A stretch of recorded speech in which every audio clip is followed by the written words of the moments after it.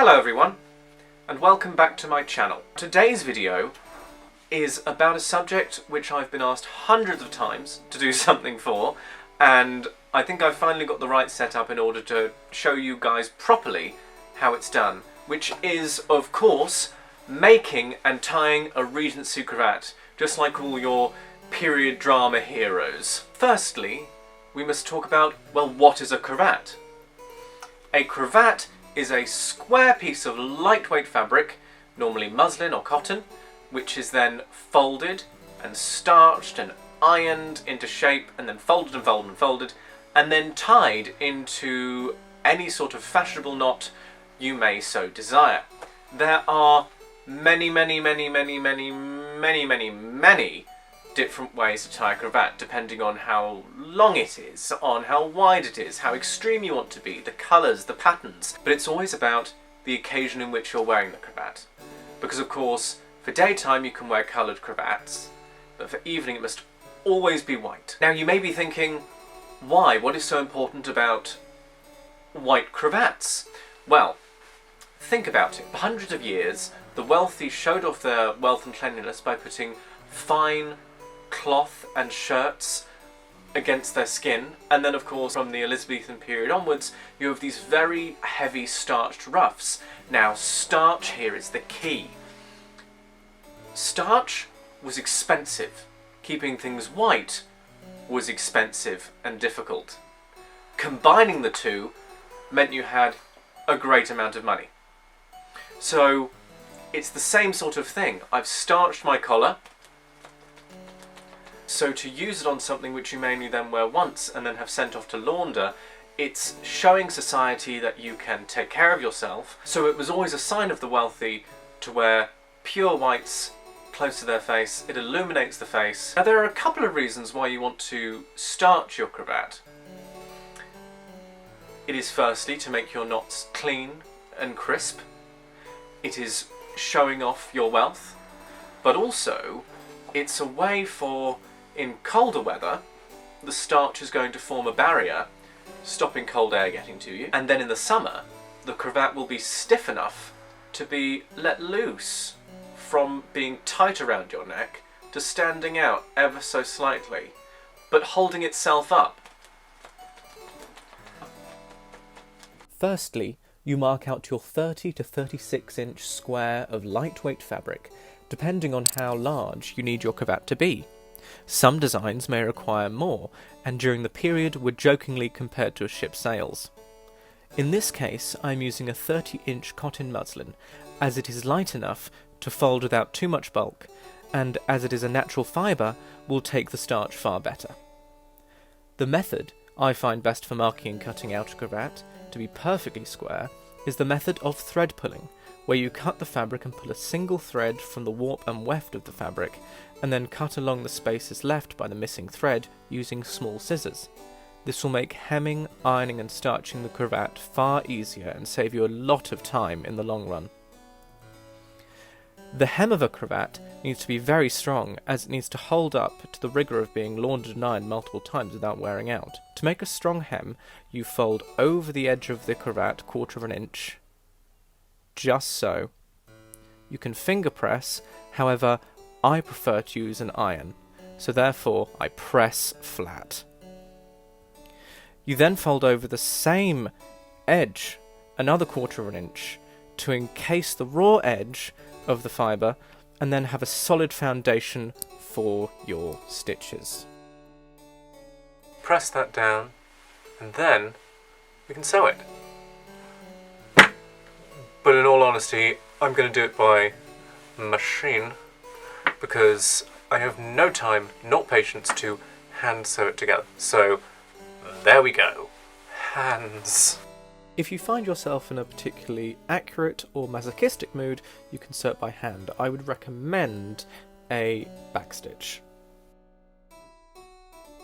Now that you have perfectly ironed your cravat and gotten rid of any wrinkles, it is time to take the first step in preparing your cravat from a flat square of cloth to the heights of male Regency fashion.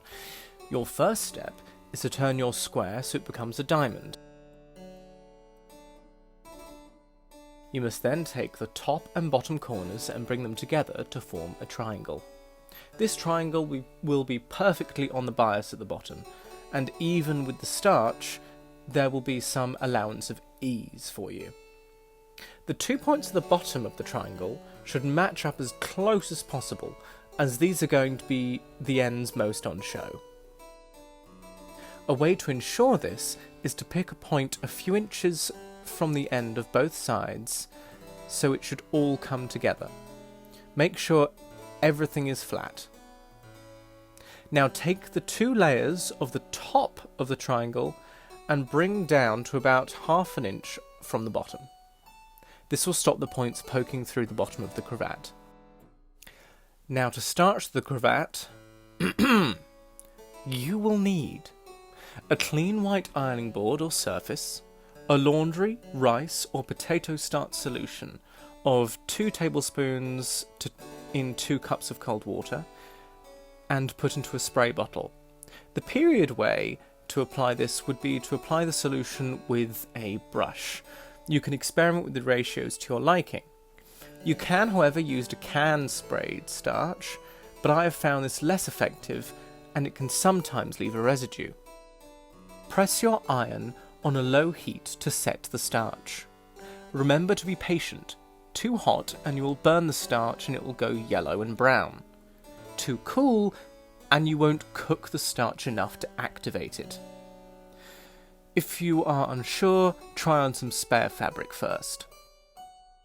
Once that layer of starch is set and you can feel a bit more body in the fabric, fold to the same point as the first fold and repeat the starching steps. And remember, take your time.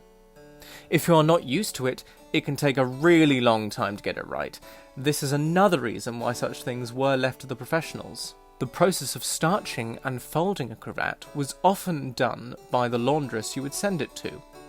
If you were very particular, you would have trained your valet to do it for you, or if you're broke like me, then you just do it yourself. Once nearly dry, fold the cravat one more time and bring the edges together. Press slowly and exactly. The side facing you will go against your collar.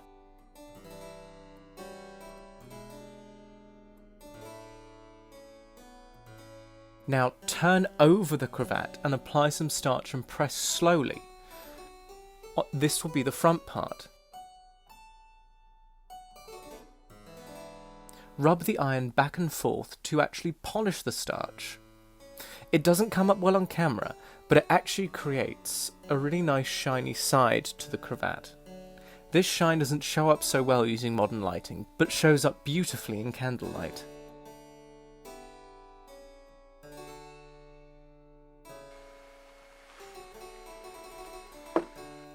I think I was so focused on showing the process that I may have been slightly overzealous with the starch.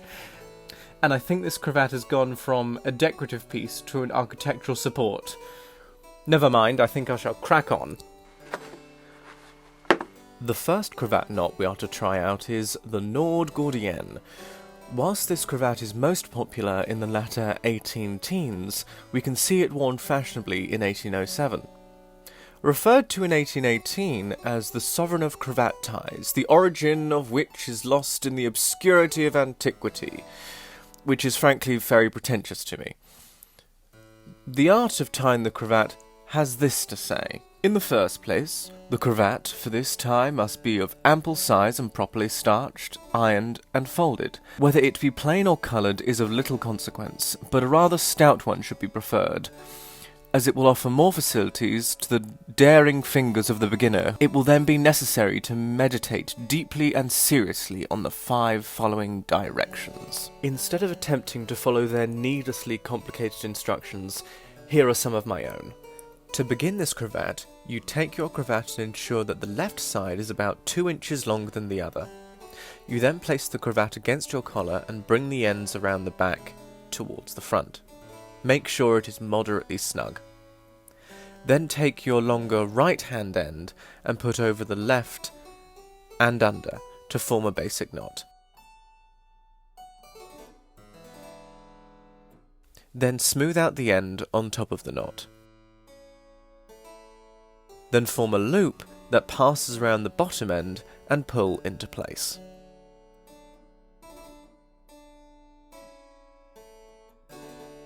Adjust the size of the knot to the desired width, smooth out the ends, and cross the two ends over each other.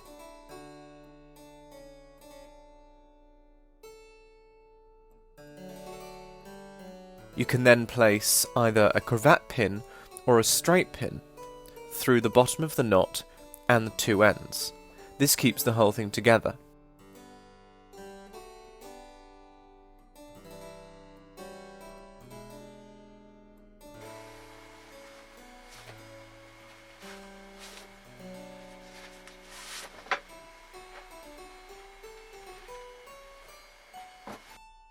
The next knot is probably the most common of the Regency period, and either called a beau, youth, or sentimental.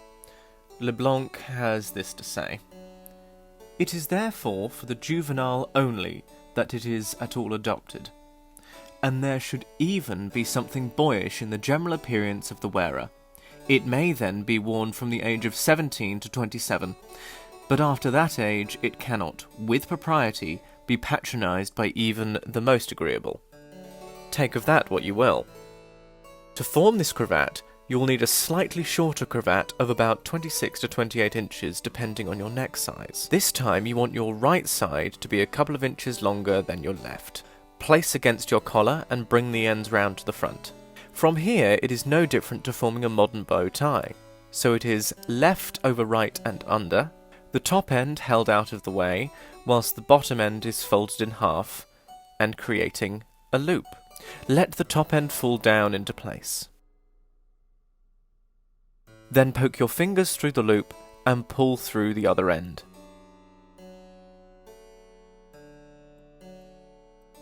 It just requires a lot of practice, and then adjust and adjust. It is better for the knot to sit more in the middle to just under the chin, to show off the cravat and to be out of the way of the shirt frills. The next style of cravat is the Cascade, named so for its appearance like a waterfall, or the water cascade outside the Palais Royal. This cravat was once very popular to wear at the theatre and opera as a more comfortable alternative to a starched cravat, but by the end of the Regency the simplicity of style and creation had been its downfall, and had mostly fallen out of fashion and gained the new name of groom or mail coach. It's described as the following: "This style is generally followed by valets, butlers, and other fashionables of the same grade." Very damning indeed for a gentleman. To form this tie, one end is made far longer than the other, the cravat placed against the collar, and the ends brought around to the front. The two ends going simply right over left to form a simple knot.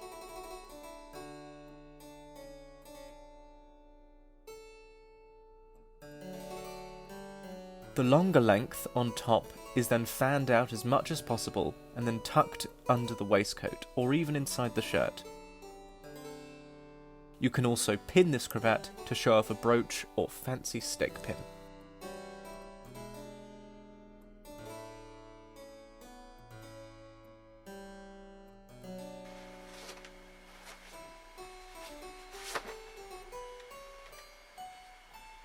Our penultimate cravat tie is the Cravat Alibiran, named after none other than the infamous poet and libertine Lord Byron. Lord Byron was described as mad, bad, and dangerous to know, and was quite the goth emo kid of his day, but with a fair amount of drugs, poetry, and affairs thrown in. He was quite simply the Regency equivalent of a rock star. But then again, his daughter Ada Lovelace formed the mathematical basis for modern computing, so it's not all bad. This cravat is not just for poets, and as period texts say, it is extremely comfortable in summer and during long journeys. This cravat is in essence like tying a bow tie or a large bow around your neck, with the main difference from other cravats being that it starts from the back, coming round to the front and forming a large relaxed bow. Black silk was mainly favoured by the rakish poet.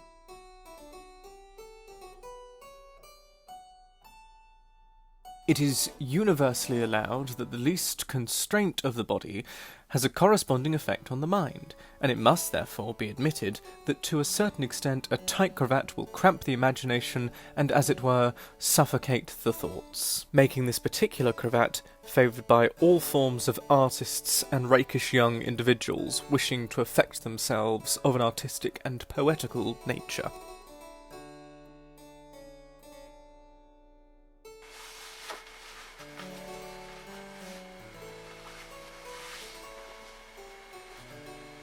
The final cravat I will demonstrate for you utilises the cravat I spent the best part of an afternoon ironing and starching, which drove me a little nuts.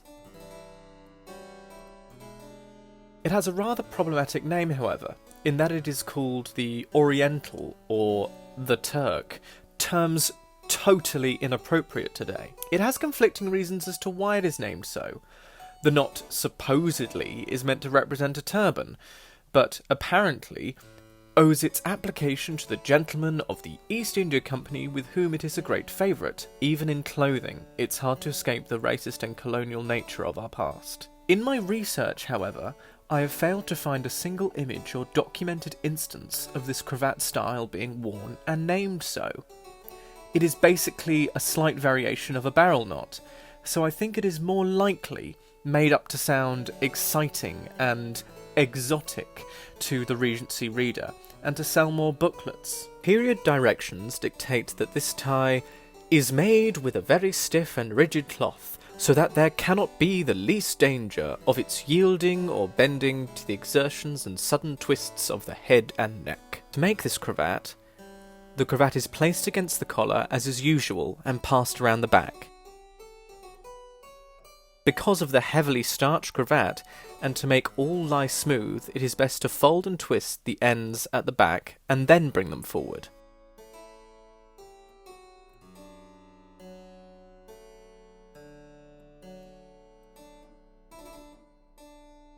The ends are placed right over left and pulled tight. Then the top end is looped around the bottom and pulled into place.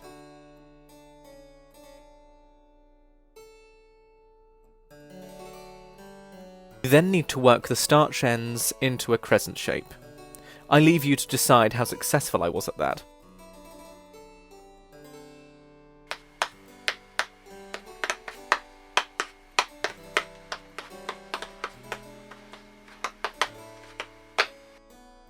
And there you have it, fully starched and ready for a ball.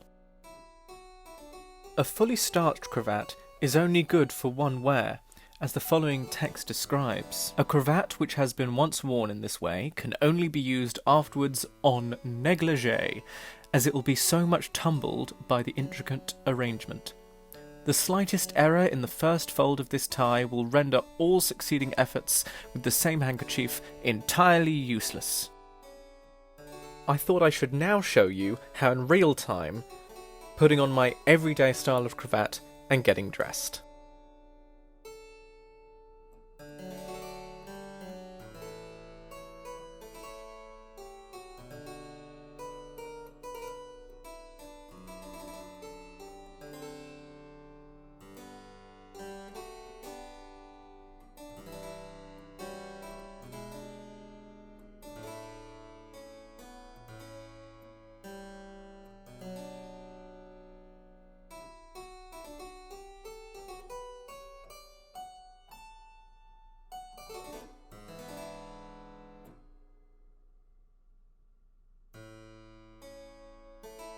So thank you so much everyone for tuning in and watching me iron for ages and learn how to tie a cravat. You can do it yourself, maybe with a silk scarf or something like that. It's really all open to you.